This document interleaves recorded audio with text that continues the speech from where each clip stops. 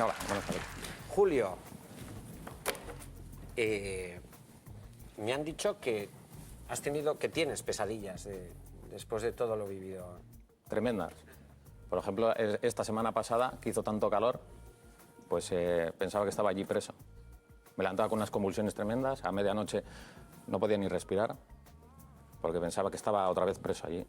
Del calor, la humedad, porque ese era un infierno diario.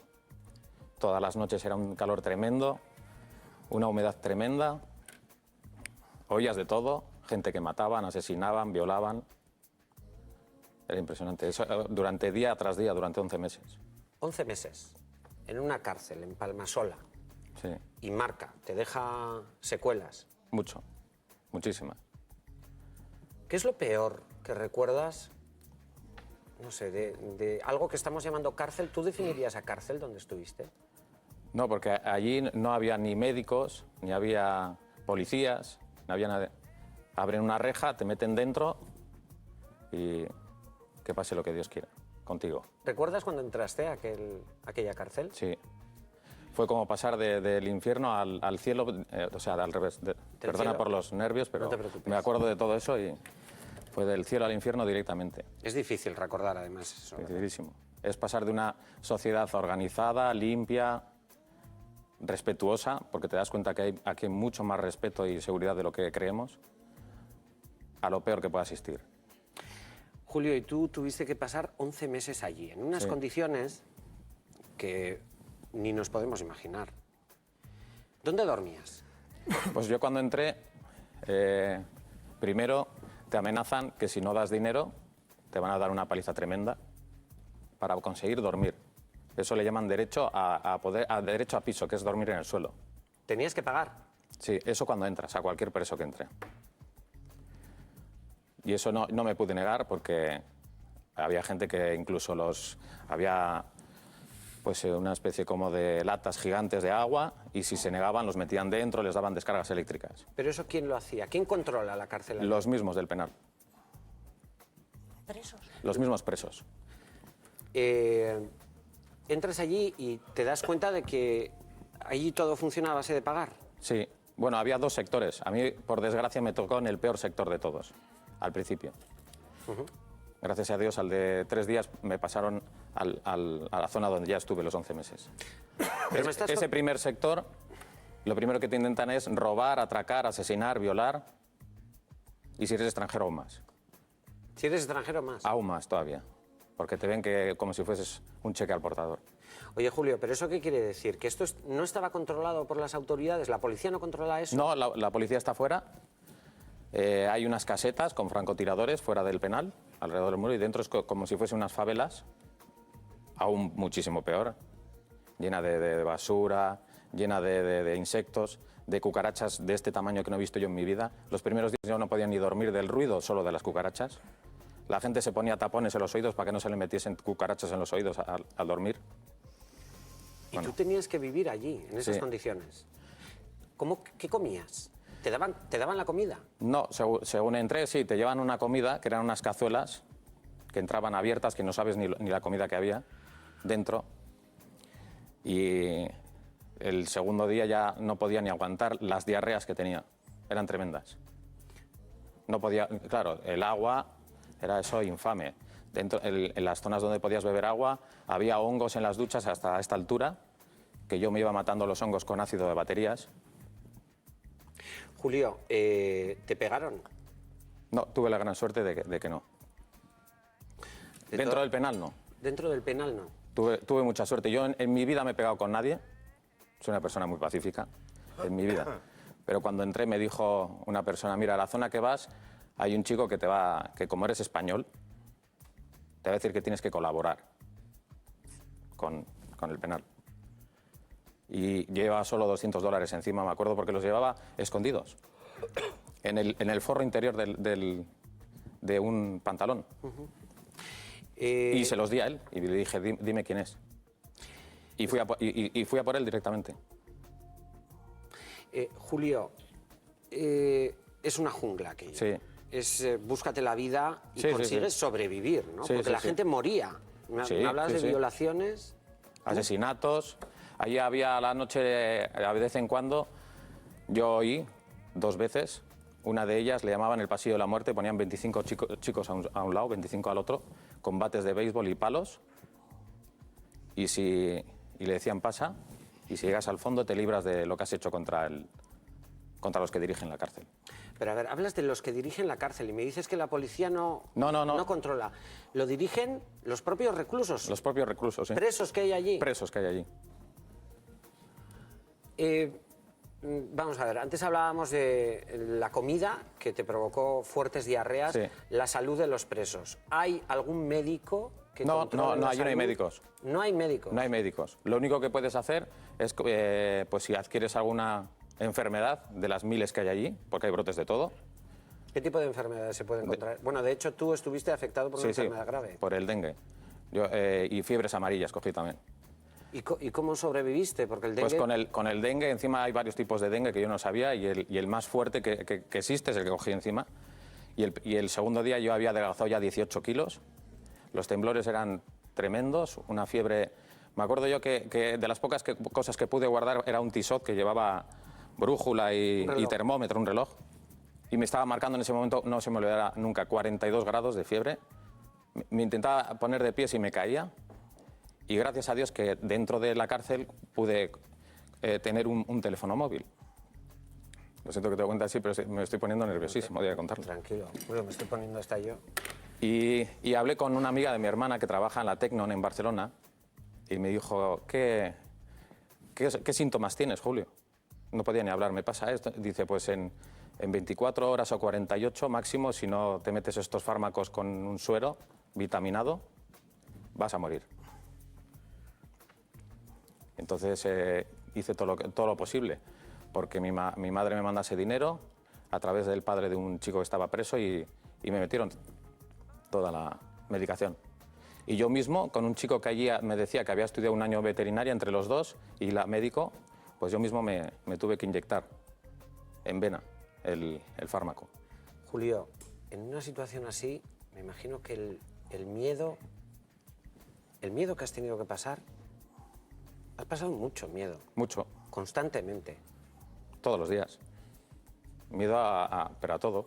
A coger a una enfermedad. Yo llevaba, pues los utensilios que utilizaba para comer los llevaba yo siempre encima mío. No los dejaba por ahí tirados, porque veías mucha gente con sida, sífilis, hepatitis, todo tipo de enfermedades. Gracias a Dios me he hecho analítica y estoy bien. Estás bien. Lo que me salvó es que hice mucho deporte dentro, porque la inmensa mayoría de la gente, sobre todo los españoles y extranjeros en general, se daban a la droga. ¿Para qué? Yo creo que era para olvidar, a la droga y al alcohol, porque era imposible aguantar esa situación. Para intentar sobrevivir, ¿no? Sí, para olvidar. Para olvidar. Para olvidar. Para sobrevivir a una realidad que es horrorosa. Horrorosa. Y mucha gente que nos esté viendo ahora está diciendo, ¿cómo un bilbaíno acaba en unas condiciones, en una cárcel así? Y es que todo empieza, esta pesadilla empieza con una detención cuando ibas a montarte en un avión para regresar aquí, ¿verdad? ¿Qué pasó? Nosotros tenemos una empresa ya de muchísimos años de tradición, casi 30 años, de pescado congelado. Y entonces, hoy en día, con las redes que hay, de internet y demás, pues descubrimos que hay una empresa en Bolivia que hace pues, salmón en piscifactoría. Aparte de salmón, un montón de pescados. Tú ibas a hacer un negocio, es decir, claro, que son infinitamente más baratos que aquí. Cuéntame, porque tenemos un tiempo limitado, Julio, cuéntame, cuando tú vas a montar ya en el avión, creo que para volver aquí a Euskadi, ¿qué pasó? Pues yo iba en primera clase, que ese fue el mayor error que cometí. ¿Por qué? Porque me di cuenta que en primera clase a Bolivia no viaja nadie. ¿Por qué? Porque directamente luego ya fui cuadrando todo y dije, mira, en cuanto me bajaron, luego te vas dando cuenta de la situación. Ya cuando me bajé del avión, luego ya estuve pensando, ¿para qué me han hecho tantas preguntas? Ya cuando bajé, me preguntaron, me abrieron la maleta, oiga, ¿usted a qué viene? ¿Qué hace? ¿A qué se dedica? ¿Por qué viene en primera clase? ¿Por qué? Digo, tantas preguntas, claro. ¿Qué se supone? Que venir en primera clase es que disponías de dinero. Ya me apuntaron ahí directamente. Cuéntame qué es lo que pasa cuando tú intentas ya, creo que estás en el túnel, o cuando vas a salir. Sí, pues voy a salir, yo estaba en la zona VIP de primera clase, y yo voy a salir y según salgo de la zona VIP me rodean 10 policías aproximadamente. ¿Qué te dicen? pero que además, claro, en esa situación nunca me había pasado. Unos 5 armados hasta arriba con chalecos antibalas, ametralladoras, demás. ¿Te asustaste? No, asustar. ¿Qué te dijeron? Me dice, ¿usted es Julio Ángel Picazo Aguirre Bengoa? Claro, y yo entre tanta gente, luego estuve pensando, entre tanta gente, ¿cómo sabían que era yo? Pero bueno, sí, soy yo.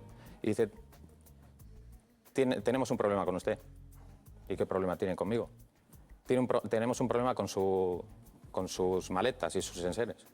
¿Y qué problema hay? No, nos tiene que acompañar. No, pero dígame qué problema hay. No, nos tiene que acompañar. Ya yo tengo que acompañarles a pie de pista. Pues, ¿qué haces en esa situación? Acompañarles.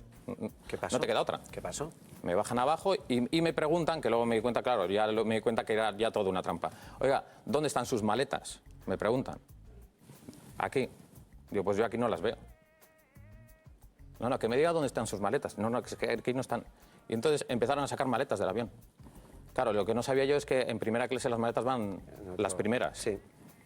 ¿Consiguieron sacar las maletas? Consiguieron sacar. Que claro, si te detienen por algún problema que tengas con las maletas, directamente las tendrían allí abiertas. Y ya me las abrieron y me dijeron, encontraron? Nada. Me dicen, no, oiga. Y lo más que es lo que me enseñó, cogió uno de ellos, un pincho, como es, así, Sí. un pincho de este tamaño más o menos, aproximadamente, me estoy poniendo ya delicado solo de recordarlo, y pinchó en un costado y supuestamente hicieron así una prueba ahí al momento y decían, ve usted porta sustancias controladas. ¿Y a qué se refiere con eso? Porque no lo entiendo. Usted lleva aquí cocaína. Te quedas muerto en esa situación. ¿Por esa razón te detienen? Al principio sí. O sea, te detienen por un delito, por estar sí. traficando con cocaína. Llevando, sí. Me dices que al principio es un proceso... Bueno, en aquel momento, cuando te detienen, ¿ves eso? ¿Qué pensaste? Es que no sabes cómo reaccionar. Yo me quedé que no sabía cómo reaccionar. Nos tiene que acompañar a la comisaría y allí lo vamos a aclarar todo, me dicen. ¿Qué haces? Con 10 tíos alrededor, que le decía yo a uno, oiga, me parece que está confundido. Además, yo no veo droga y directamente lo primero que te hacen es darte un porrazo en la cabeza.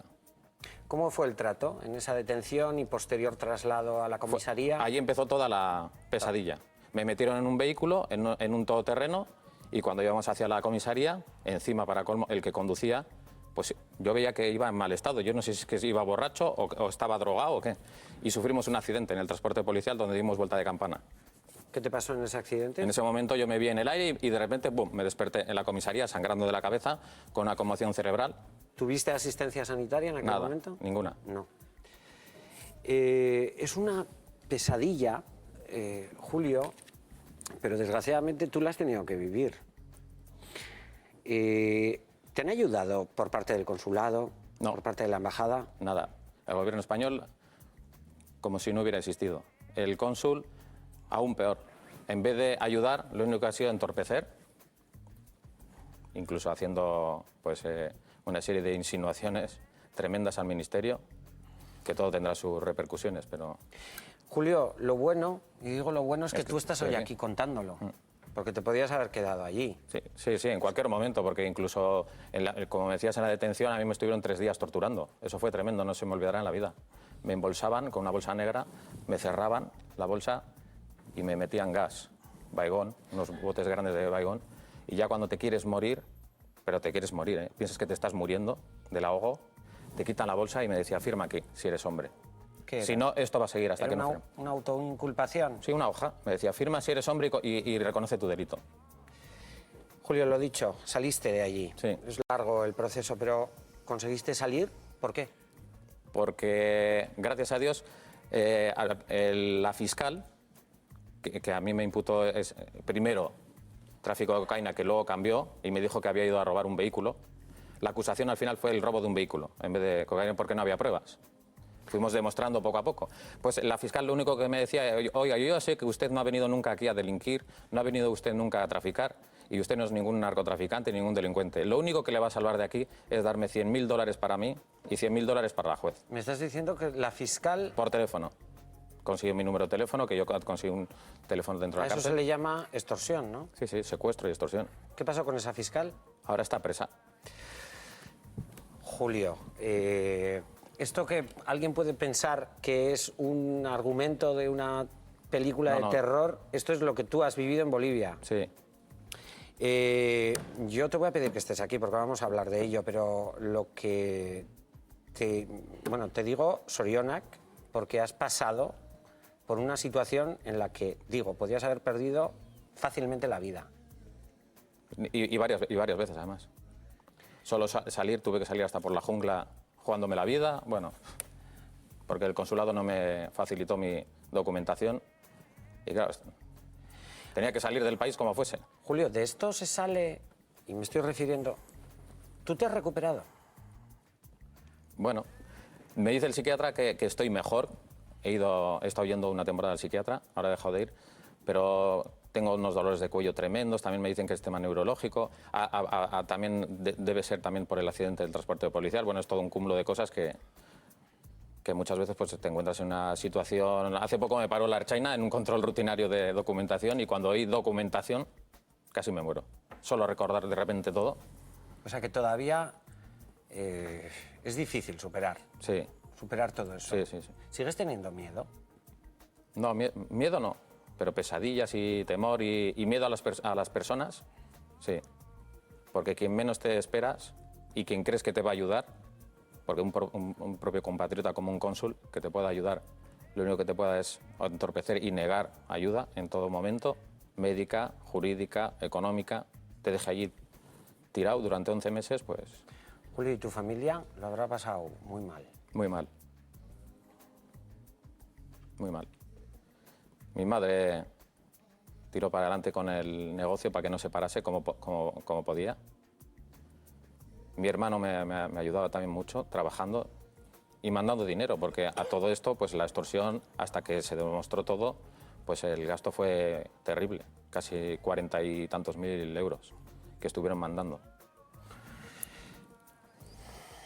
Julio, enhorabuena.